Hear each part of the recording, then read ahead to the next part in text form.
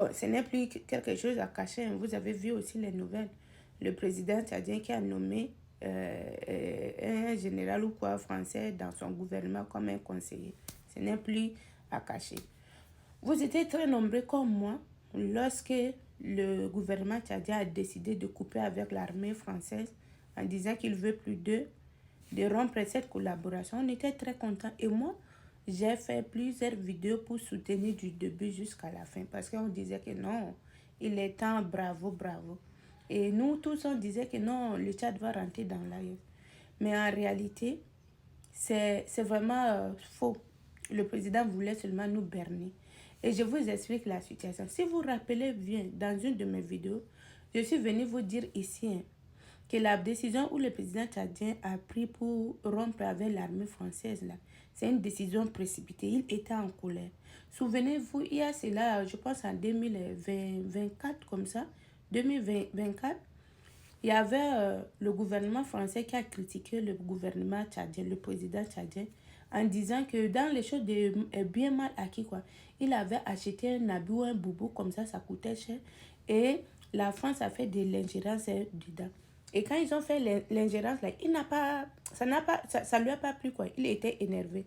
Et après ça, automatiquement, c'était venu la décision de rompre avec l'armée française. Donc, en réalité, cette décision de rompre avec l'armée française, là, c'est pas une décision collective qui venait du gouvernement. Non, c'est une décision précipitée, étant en colère. Voilà pourquoi il a agi. Maintenant, voilà les retombées. De vous à moi, qui pourrait deviner qu'aujourd'hui, le président tchadien peut nommer un conseiller, un Français dans son gouvernement? Qui pourrait deviner? Personne.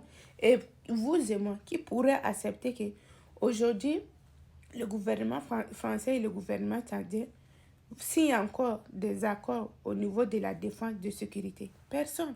Donc, si vous comprenez bien, il y a des dirigeants aujourd'hui en Afrique, ils manipulent seulement.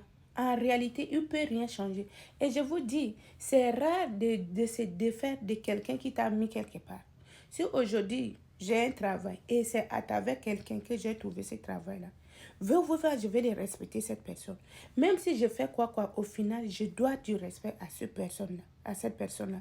Voilà les mêmes choses, c'est les mêmes choses que le président Déby.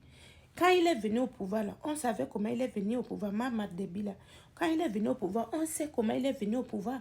Vous pensez qu'il peut laisser la France comme ça ou la France peut les laisser comme ça? Non, il y a des choses qui les lient. Je te mets au pouvoir et lorsque tu ne respectes pas les choses, ça va passer comme ça. Mais au final, on va résoudre parce qu'on est une famille, c'est comme ça. Je défends ton intérêt, toi aussi tu défends mes intérêts, c'est comme ça. Donc, en réalité, c'est que du faux, quoi. Moi, je ne regrette pas parce qu'on est venu soutenir à ce moment qu'il a pris la décision pour que l'armée française quitte le Tchad. On a soutenu parce qu'on était des Africains et pour nous, le Tchad, si le Tchad va bien, nous aussi, ça va bien chez nous. Donc, c'est ça, mais c'est archi faux tout ce que vous avez vu là. Aujourd'hui, le Tchad collabore pleinement avec l'armée française. Ils vont retourner bientôt au Tchad. Même si vous n'allez pas les voir comme avant, partout là, mais ils vont retourner. Il y a une collaboration, il y a une coopération entre eux pour la sécurité. Donc, c'est ça.